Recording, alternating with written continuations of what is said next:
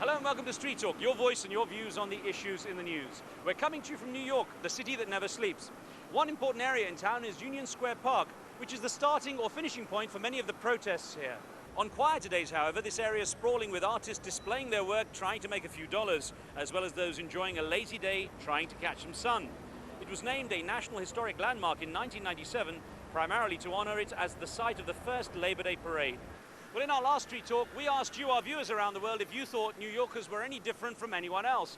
So it's only fair that we get the opinion of those living in the city in our open mic segment. The influx of immigration here is beyond belief. That also makes us totally different. We see every culture in the world on one island. My neighborhood has every religion, language on the planet, probably within a half-mile radius. They seem to be very sharp, very quick-witted. They really seem to know what's going on. They're on the ball. And I get the feeling that maybe not all Americans are like that. Every time I've needed help, people have come to my assistance, and every time other people have been lost in the big city, I've come to help them. So I think that's what makes us different.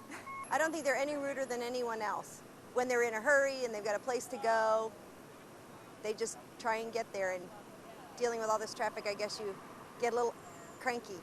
Flower power has taken over New York's taxis, and you'll see the bright-colored flower murals over the distinct yellow cabs. To explain why, here's Bernie Massey of Portraits of Hope, the non-profit organization behind the campaign Garden in Transit. Garden in Transit is our biggest project. This is a project that has been going on for 14 months in New York City, working with 23,000 children in hospitals and in schools as part of a creative therapy program and education program where they learn the power of teamwork, and they are going to change the face of New York City. This project's about kid power. So you have millions and millions of people, not only New York natives, but visitors and people who see it either in photographs or through the media in this case, who will see, wow, look at this is what the children are able to do, think what we can do as adults. What ends up happening, it's a voluntary project for the New York City taxi fleet. The kids have painted enough to cover every city New York City taxi. That's over 13,000 taxis.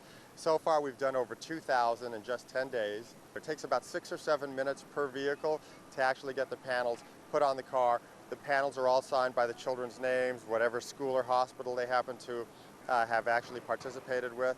And it's just something that also makes the taxi drivers and the taxis the ambassadors for the project.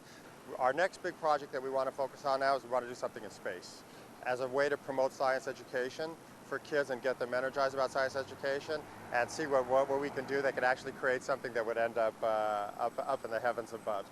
The Iraq War is still very much in the news here, and American television gives its own snapshot of the events taking place there. But more and more Americans are going online to get a different view of the conflict.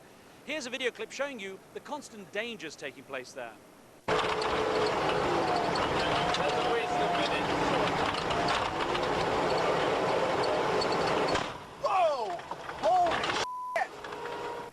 That's it for this edition of Street Talk. Don't forget, if you have anything interesting or amusing for us, send us an email to riz@aljazeera.net.